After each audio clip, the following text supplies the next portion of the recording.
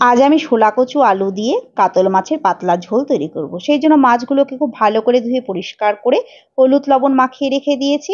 আর 1 চামচ জিরে, 1 চামচ ধনে, 4টে কাঁচা লঙ্কা আর 2 টুকরো আদার একটা পেস্ট তৈরি করে নিলাম।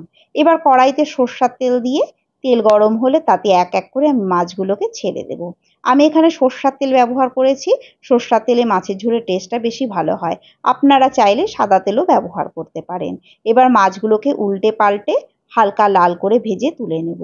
এই যে এইভাবে আমি সমস্ত মাছগুলোকে ভেজে তুলে নিলাম।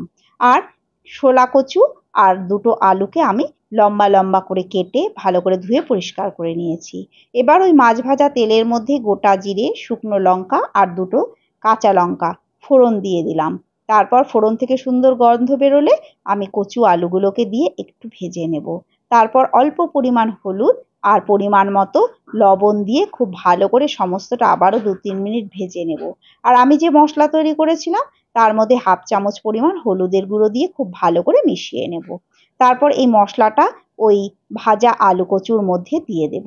আর দিয়ে দেবো মশলা ধোয়া অল্প পরিমাণ জল। সমস্তটা খুব ভালো করে নেড়ে চেড়ে নিয়ে এই মশলার সঙ্গে সবজিগুলোকে একটু কষিয়ে নেব। সেই জন্য দিয়ে দেবো একটা ঢাকা। ঢাকা দেওয়ার ফলে কি হবে, আর গ্যাসের ফ্লেমটা কিন্তু লোতে রেখে দেবো। এই ঢাকা দেওয়ার ফলে কি হবে, মশলাটাও আমার কষে যাবে আর সবজিগুলো প্রায় 80% সেদ্ধ হয়ে যাবে। তারপর ঢাকা তুলে ভালো করে কষিয়ে যখন মশলা থেকে তেল বেরোতে শুরু হবে তার মধ্যে আমি পরিমাণ মতো গরম জল দিয়ে দেব। ঝোল ফুটে উঠলে মাছগুলো দিয়ে প্রথমে হাই ফ্লেমে 2-3 মিনিট ফুটিয়ে নেব। তারপর ফ্লেমটা মিডিয়ামে করে রেখে 5 মিনিটের জন্য ঢাকা দিয়ে দেব। এবার ঢাকা তুলে দেখুন আমার সবজিগুলো একদম সেদ্ধ হয়ে গেছে। মাছের ঝোলও আমার তৈরি।